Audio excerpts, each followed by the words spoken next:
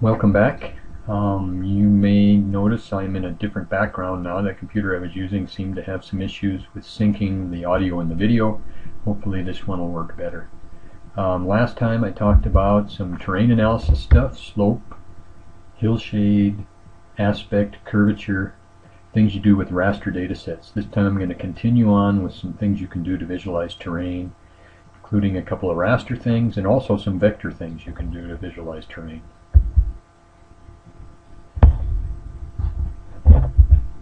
One of the things I want to talk about is viewshed. Another one is contours. Viewsheds are going to be rasters, and contours are going to be vectors. Okay, what's a viewshed? A viewshed is the cells of a raster that are visible from an observation, or more than one observation point. Here's the graphic that shows how that works out. Here we have an observation point. This is depicting the terrain. You even have trees on the terrain. If you're looking from this observation point, you can imagine you wouldn't be able to see all this stuff behind that top tree because it'd be blocked by the trees or the terrain. So what you end up with is a raster that shows you visible cells and not visible cells. So you have two different types of cells, visible and not visible. This is a 3D graphic showing the same thing. In this case, you might think of the observation point being here, and you might have a peak here that hides the terrain behind the peak, so that would be not visible cells. All the blues would be visible. When you do this tool and run the tool in the analysis, what it'll allow you to do is take your observation point's XY location and offset it from the terrain. And you can imagine this being like a cell phone tower, and you can also specify what azimuth angles you want it to calculate the viewshed in. Here's an example of a viewshed at San Francisco Peak, which is down by Flagstaff, Arizona, and you can see that it's limiting the azimuth that it's looking through. All the red cells would be the visible cells. This might be a peak below the top peak, and you can see where the peak and its shoulders are shadowing or making this area here not visible. Okay, a contour is a special type of isoplethe, and an isoplethe is just a line on a map that connects things of equal value. So if you take a raster like the colored data set in the background and you connect cells that have equal value, you're going to get a line of equal value, and that's going to be an isoplethe. Depending upon what the background data set is depicting, you can call that isoplethe a different thing. So when it's elevation information, we're going to call it a contour line.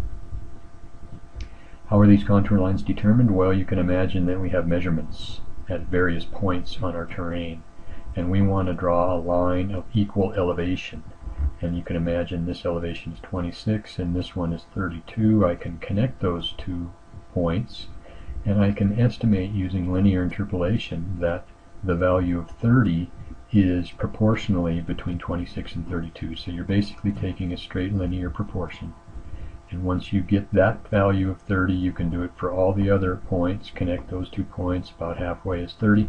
When you get all the values of 30s in terms of points, you connect those dots and you'll get a contour line. There's 3 different ways, 3 different tools you can use to make contours. I'll leave that up to you to find in the help system if you want to make contours.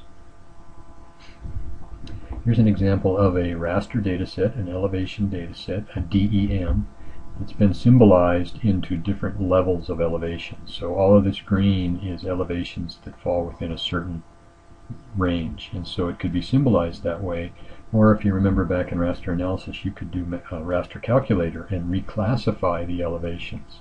So all the elevations between whatever that value is and that value are get a new value, which is a common value for all the elevations in that range. So that's the raster data set. This is what the contour tool will produce from that raster data set. So you can see this is the Mount St. Helens raster data set. This is Mount St. Helens contours. When you do the contours, you can specify what the contour interval is that it will output, and it'll make a line at whatever interval you want and starting at whatever value you want. When you zoom in on this raster data set with this contour overlaid on top of it, you see that the contours follow the raster data set really well, and that's because they're using the elevation values at the centers of the cells as the points that they're going to interpolate on when they make the contours. This is another graphic again showing raster data set and contours. This time it's overlaid on what's called a tin, and I'll talk more about a tin later. But you can see that you start being able to visualize the terrain using a tin, which is a vector model, and contours. Not even using a raster model, you're able to visualize terrain. This is another tin, and you can see this is a coarser tin. If you imagine these are triangles, the triangles are larger in this tin than they were in the last tin. So you lose some kind of accuracy in your data as you go to larger and larger triangles. This shows a tin with contours laying atop it and the coloring of the raster data set all in a hillshade so that it looks like you can see shadow because there's light coming in from one angle or another. So what the heck is a tin? It's a triangulated irregular network, TIN, tin. So what does that mean? Triangles, triangulated, network, connected, just like in the vector transportation network. Irregular, these are irregularly shaped and sized and oriented triangles. So tin, triangulated irregular network. There's some more terminology. The nodes of each of these triangles in this case is going to be called point. A triangle itself is a facet, so you can imagine that being a three-dimensional surface that is tilted from the horizontal. And these points have values which are the elevation that you're modeling. So if this is high and these two are low, you can imagine this triangle is tilted up with this high end higher than this end. And the edge of a triangle is an edge. How do these triangles come to be? Well, they're developed using what's called Delaunay triangulation. And the way that works is you draw a circle that circumscribes 3 points. And if that circle contains another point, then you're not going to make a triangle out of those 3 points. If you draw a circle that contains 3 points, circumscribed 3 points, and there are no other points inside of that, then that's going to be a good triangle for your tin. So you can imagine if you did this point, and this point, you see that point's inside, so we don't have a triangle that goes out here. This point, and this point, circumscribe it, no points inside, so that's going to be a triangle in your tin. That's the way it works. This is an example. I'll go through it really quickly. You can go back through the video and see how it works. I'm going to just walk through connecting the points, seeing if there's anything inside of the circle. If so, it's a good triangle. If not, it's not a good triangle. Good triangle. Another good triangle.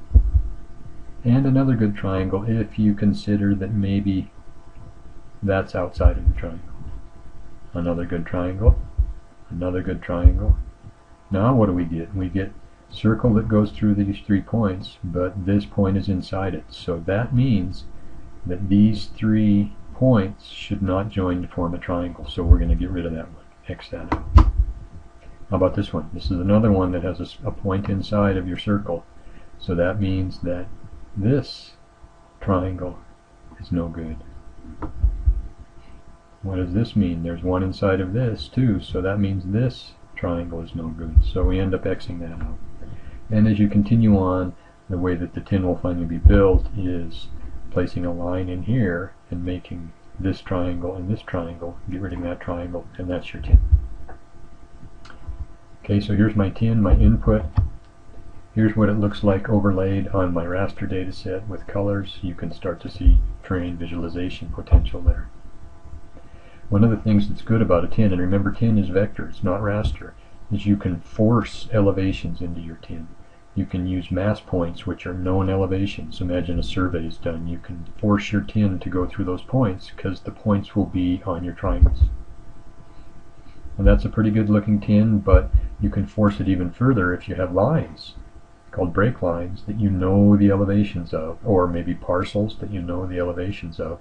You can force the tin to recognize those and honor those lines, and then you end up getting a pretty good visualization of the terrain, and it's a vector visualization by imposing mass points and break lines on your tin.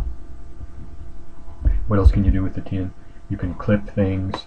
When you're making a triangular network, out at the edge of your network you get some really funky looking triangles, and so you can clip your tin to a polygon and get rid of those edge effects out there at the edge of your tin. If you have something like a lake in your terrain, You know that the lake is at a constant elevation, so you can basically erase a polygon from your tin and get a tin that looks like this. So all of the triangles have to terminate on the shore. They don't go out into the middle of the lake somewhere. How does this tin work? Well, you don't store a tin as a data set, but what you do is you store the components of the tin, and then ArcGIS builds the tin when you ask it to build the tin.